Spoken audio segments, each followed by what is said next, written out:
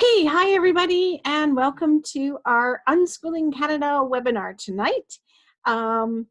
We are going to talk a little bit about where do children learn math and science, especially that math is a little hard to let go of when you become or embrace the philosophy of unschooling.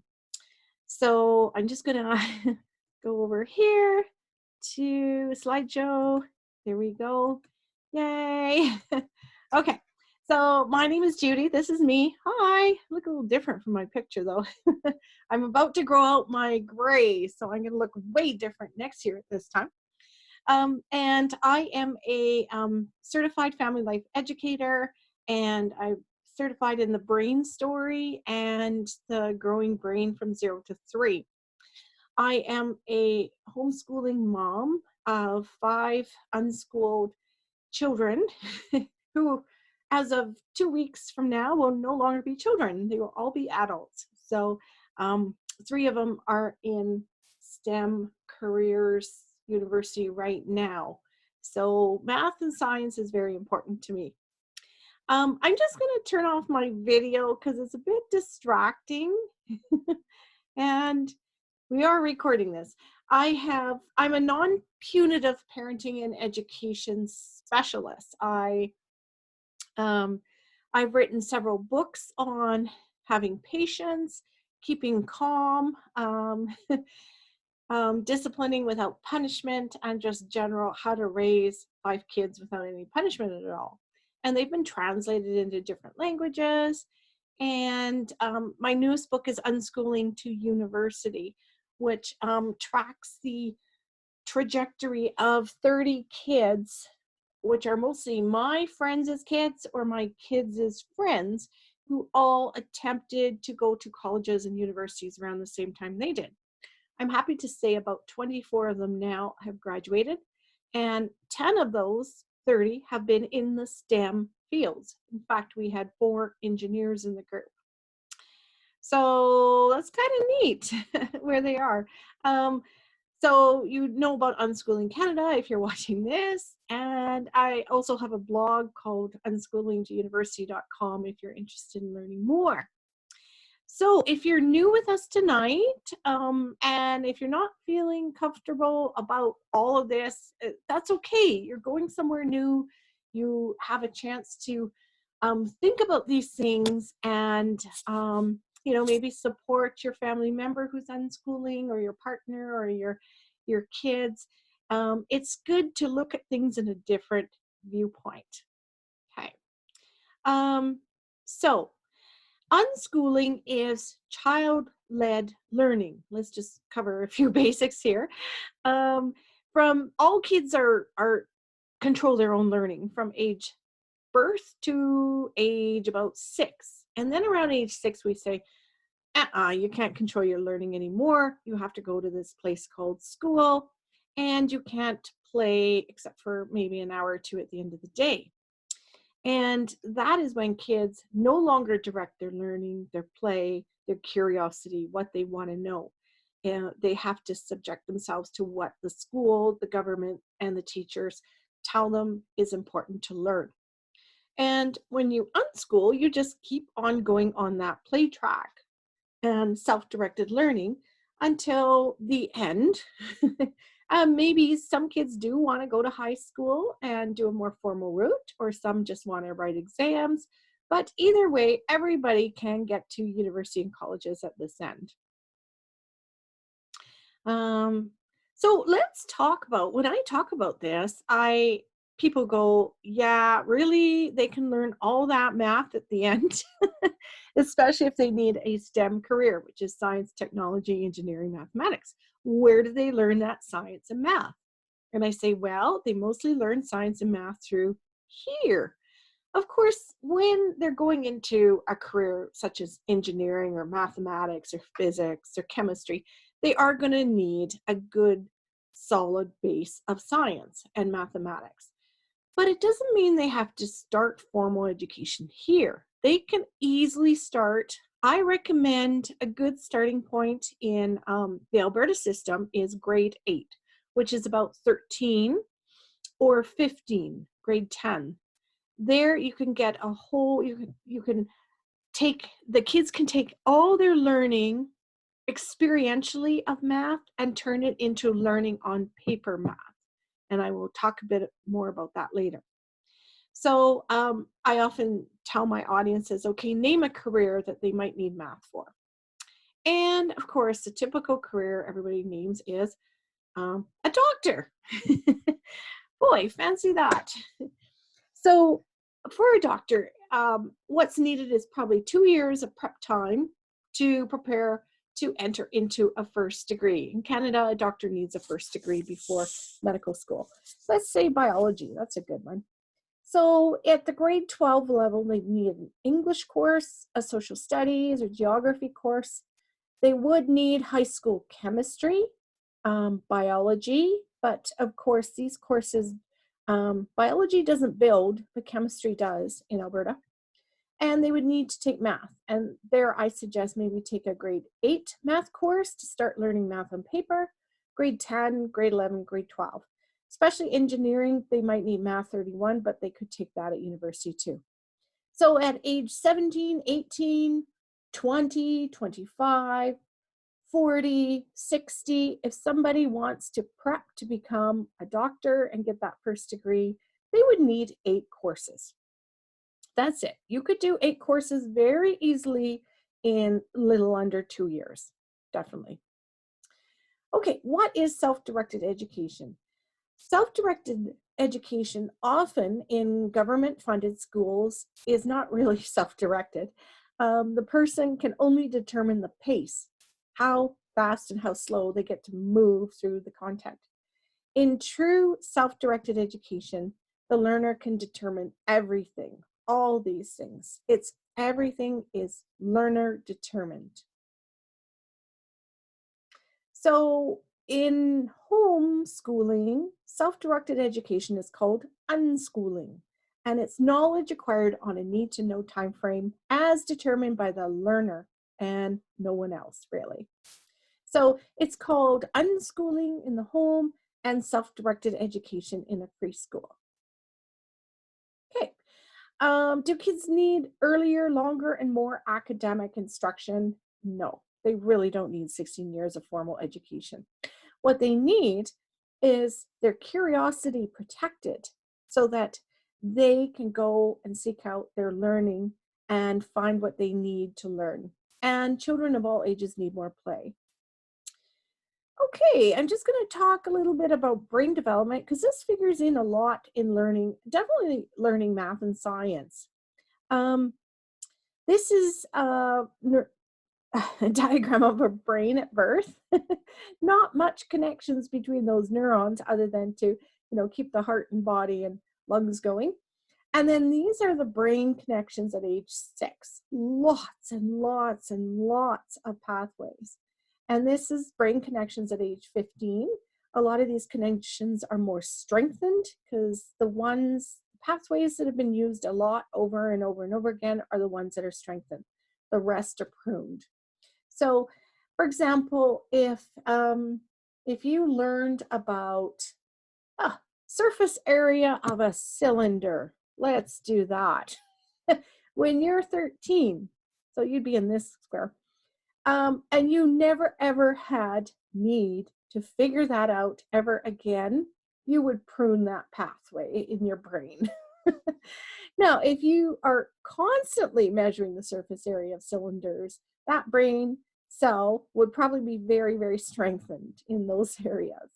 So that's how it works. And things that children are interested in are things they come back to all the time. For example, one of my sons loved coding, computering. He would, and he'd be using those brain cells in that area every day through his play. So those are brain cells that strengthen, they would not go away. Let's just kind of talk about what the brain knows. Like the brain grows from the bottom up and from the back to the front. There's not a whole lot of calculating, manipulative thinking going on in a baby's brain. It's mostly just sensory input and output.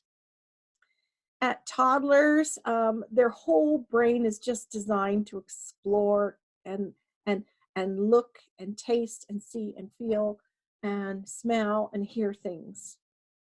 Same with toddlers, only that mid part of the brain is especially sensitive now, that temporal lobe under the cerebral cortex.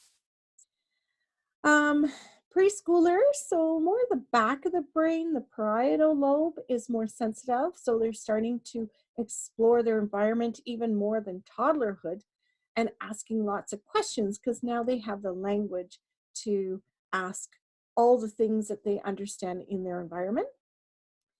And you can see this big leap of their prefrontal cortex executive function, their ability to focus, to have two instructions in their head, to hold working memory, and their self-control. So from age 3 to about age 6, there's a big leap here, and then it plateaus a bit, and then again from age 13 to 25, there's a big leap here. And that's why I say 13 or puberty, teenagerhood, is a good time where children might want to start learning more things on paper, either through textbooks or workbooks or more theoretical things, because here's where they get their abstract thinking skills and they can think theoretically and in the abstract. Until then, children can think about tangible things in their environment. But here's where their learning can really take off. So preschoolers, they learn mostly through, again, their 5 senses. School agers, so this is the frontal lobe, think frontal first grade. They're starting to think more logically concrete, but still tangible. It still has to be in their environment. And then, but they're also school age. They love learning through their senses too, but also not so much putting things in their mouths anymore, as we all know, but definitely through talking they learn. So this is where math comes into play. Until age 13, they can learn all these areas of math through experiential means. Okay. I'm going to do a whole little blog post on this next week, but how through their play, through baking, they learn fractions, through money, they learn decimals, through money again, percents, estimation, perimeter, area, volume, go to the post office and measure things. Least common factors, they learn all of these things through experiential ways. Here's some more. They learn these things too, such as coordinates and ordered pairs. Anyone who plays a game of Battleship learns that. Or just give them a protractor and a angle measurer, and they can understand angles, properties, temperature, degrees, time. Roman numerals, they learn through reading Asterix and Obelix books. So different ideas of what these are, children can learn right away. And then grade 8, it's a good time to pivot over to paper math. And again, they have that more self-control to learn that. These are more abstract concepts that can be learned on paper. I really like this. This was a wall exhibit in the museum in Australia. And you just turn this whole 3-piece square thing, and then the water from the big rectangle fills up the 2 little rectangles. It's really hands-on to watch Pythagorean theorems on a wall. And this is when I'm talking about teenagers. They start to really think abstractly and can understand a lot. But still, don't discount the fact that teenagers and adults still like to learn experientially. It just brings home the knowledge. And I saw this myself when my kids took the odd online course. 2 years later, most of it left their brain because it was all on a screen and theoretical, where when they experience things, it sticks. This Cone of Learning by Edgar Dale kind of shows you this. After 2 weeks, what we remember from hearing, seeing, what we hear and see, what we say, or what we actually participate in. Okay, I'm not going to go through much of this. So, what do kids do all day? Um, a lot of what they do touches on math and science. They read, they research. Right now, my kids are researching viruses because of the news.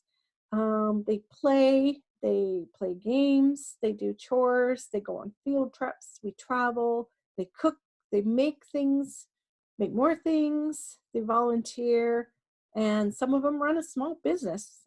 Shoveling snow and mowing lawns are great practices of learning area and perimeter.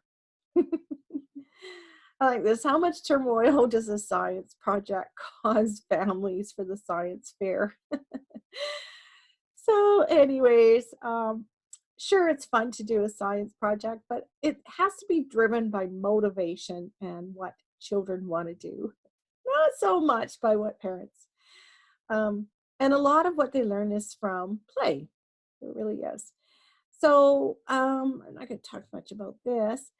But again, through unschooling, it's a lot different from self-directed learning in schools where, I mean, they get to say, okay, what area of bats do you wish to study?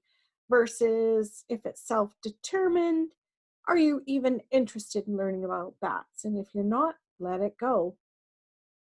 And here's what I was saying. The parietal lobe is more the preschoolers, the frontal lobe is more in the school age years, and then the prefrontal lobe is the really good maturation of risk-taking, decision-making, planning, all those higher order executive function skills. So again, math is all around us. So if we divide math into mental math, so things kids experience in their brain, figure out in their brain, or symbolic math, that's what they put down on paper because numbers then become symbols for math.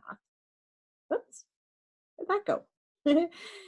Okay, for example, this box of crackers is x squared plus these tubes is 4x plus 3. So that is mental math. Kids can see that.